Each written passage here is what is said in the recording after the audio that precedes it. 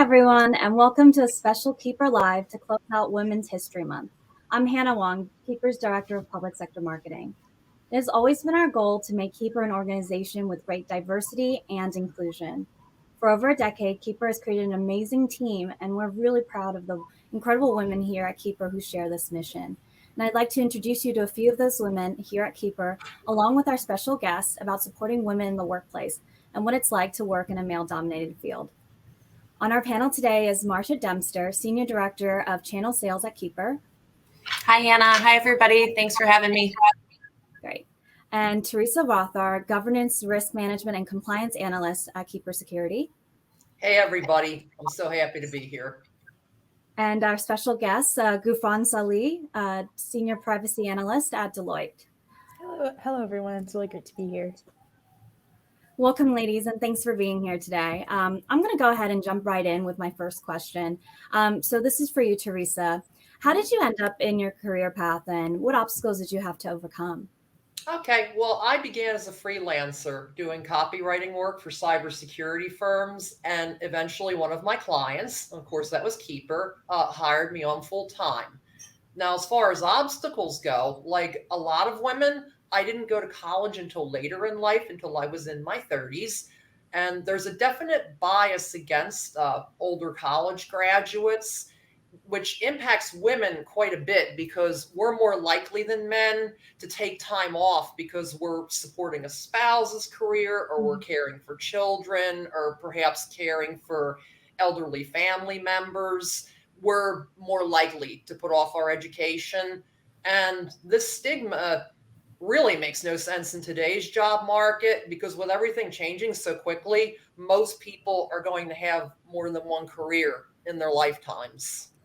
Yeah. You bring up a good point. It's a less than traditional path to your career. And yet, I'm sure there's many women who are listening even now, and those of us on this panel, where we absolutely relate that the untraditional does not work for us. And that's where that inclusion and that diversity conversation is really important. Yes, absolutely. Yeah. And so, Marcia, as a sales leader in a male-dominated industry, how do you stay mindful about who's at the table? You know, we just talked about how we have less traditional paths to our career, but now that we've made it, we're here at the table. How do you stay mindful of who's there during those important discussions and who's missing?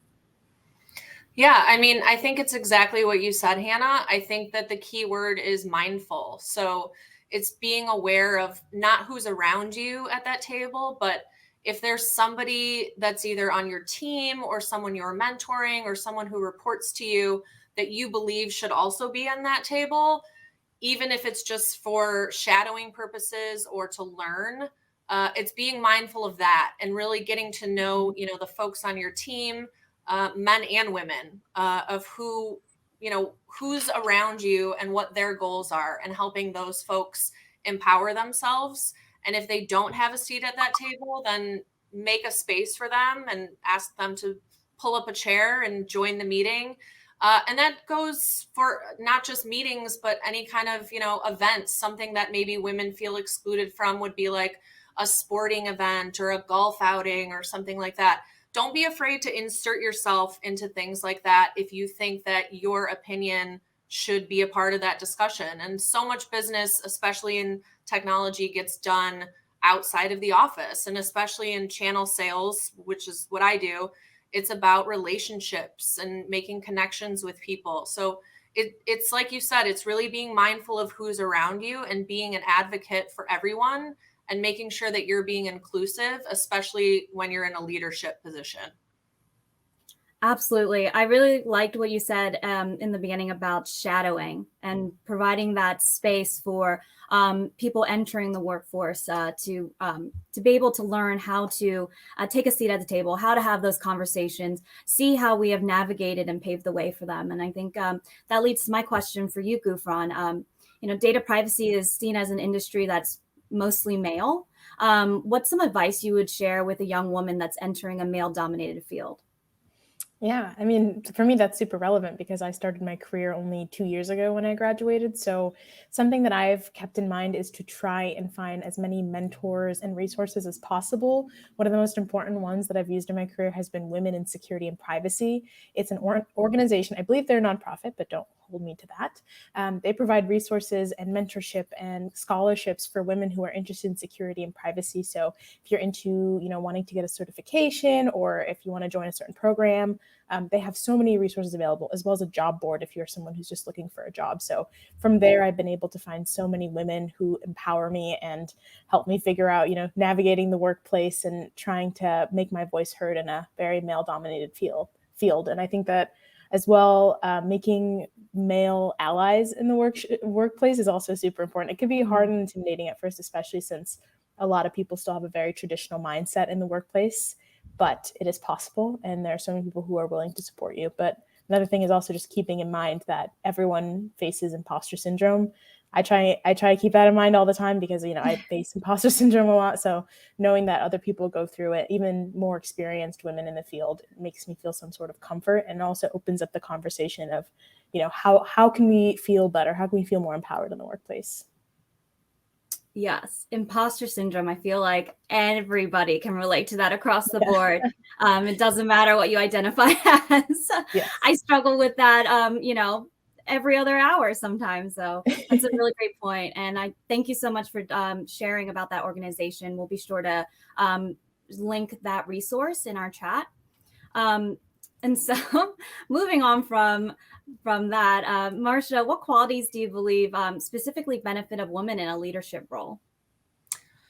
I think this is probably true for everyone. And, it's the theme of the month is beat the bias that, I think as women, we're told often to be agreeable and to kind of go with the flow and make sure that, you're rolling with the punches, if you will. And I completely disagree with that. I don't think you should be agreeable because maybe the point that you're making or the business idea that you have is more valuable than what's currently on the table. So I think it's, listen is the first thing. Especially if you're in a new role, like make sure you're listening to the people around you, your peers, your leaders, learn from that. Don't conform.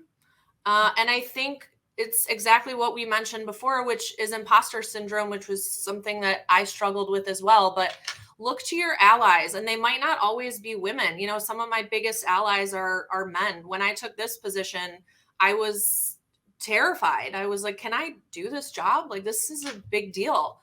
And my leader, my boss, my mentor, his name's Mark, he was like, you can absolutely do this, and we are going to do it together. And that's what you look for in a leader and a friend and a manager. And hopefully, anybody that's watching this, I personally have been in the tech industry for 15 plus years, what feels like 100 years. But you have to really make those relationships and find the people around you that you can talk to and relate to and bounce your ideas off of, because going with the flow and being agreeable is not going to get you that bigger seat at the table. And I know this is something we've talked about personally, Hannah, like just over dinner, is, imposter syndrome is real and it's terrifying, and you're not sure that you're the right person for the job, but there's a reason that you're in the role that you're in. And there's a reason that people believe in you and trust in you. And the best thing you can do is listen, learn, and make space for other people at the table so that they can absorb everything that you're absorbing. Thank you for sharing. I can personally testify to Marcia's ability to mentor and lead and be an advocate for women in the workplace. There is this award that she kept trying to pressure me into submitting my name for. And sometimes she reminds me that sometimes we have to be our own advocate. So thank you for sharing that advice.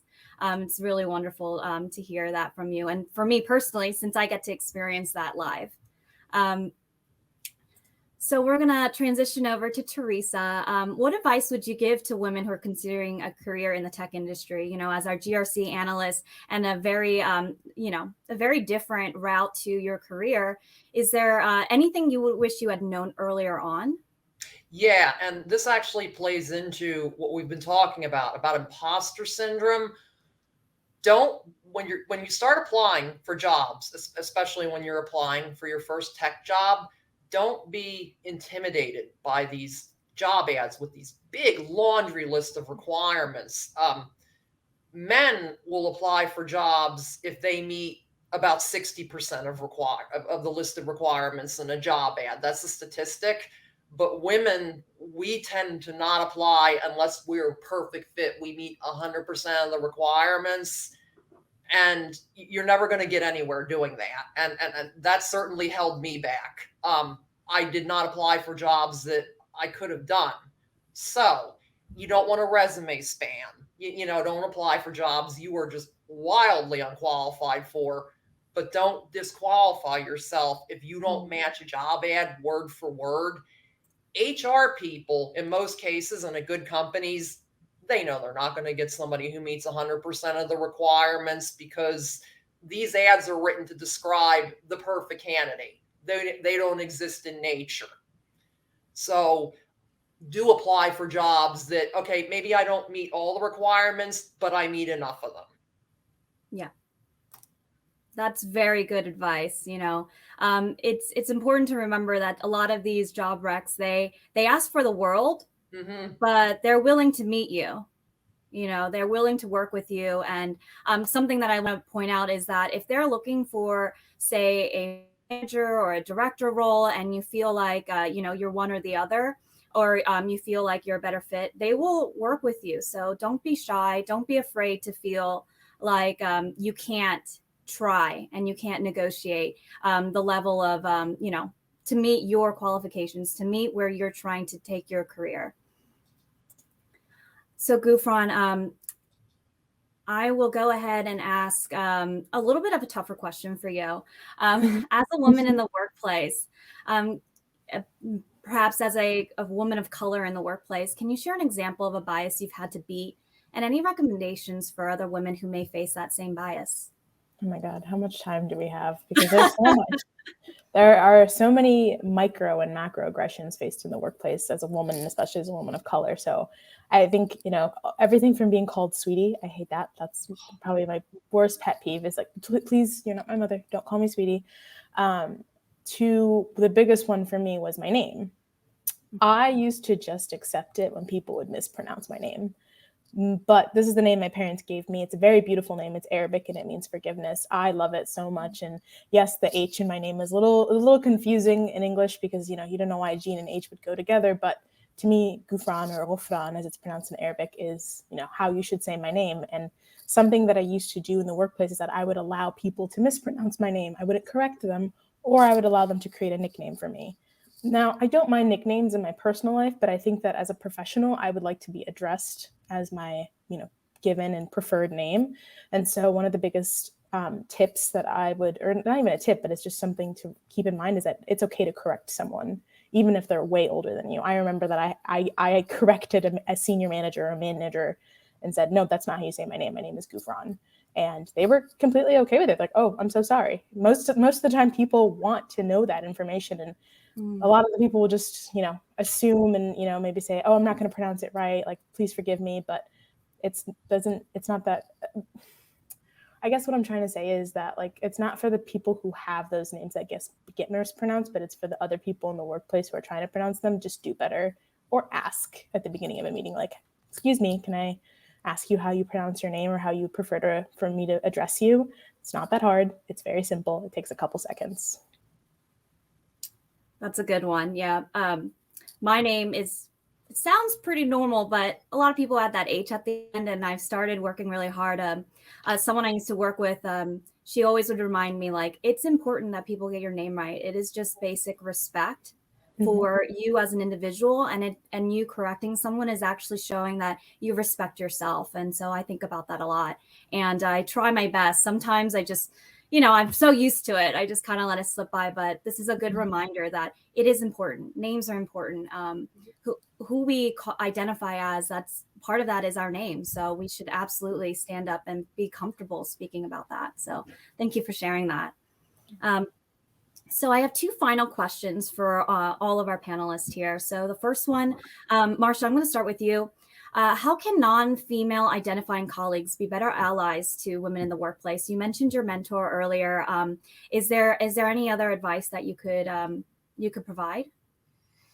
Yeah, I would say don't be afraid to be yourself. I mean, in the tech industry and especially on the sales side, I work with mostly men. And I treat them the same as I would treat anyone else. I don't really change my personality from work to personal life. So I'm kind of the same across the board. But, most of the folks that I work with happen to be men. Thankfully, I've been very fortunate that they've all been great people. I've learned a lot from them. Some of them are friends, some of them are colleagues or partners.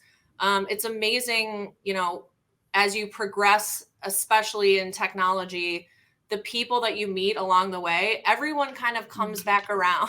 So Yes. I think the best way that, people can be an ally and you can find allies to support you is make friends. I know a lot of people say like, it's business, it's not personal. I think the opposite. I think it is personal. The more personal relationships you have with people that you're doing business with, the more likely they are to come back around when you're at a different company, when you're in a new job or you're selling something different. They'll remember you and want to work together. And I think that holds true for all of us. I mean, Gufran is in consulting and all that she does is probably connect with people all day long. I'm in sales.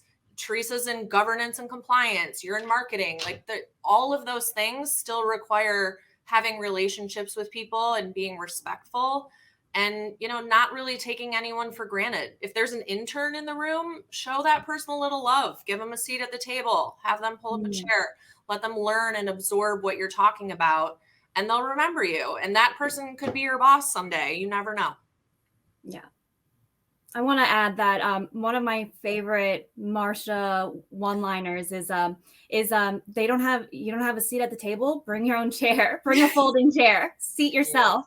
And that's a great reminder. BYO chair always. Exactly. If you don't have one, bring your own chair. There's always space to be made. We can always move over.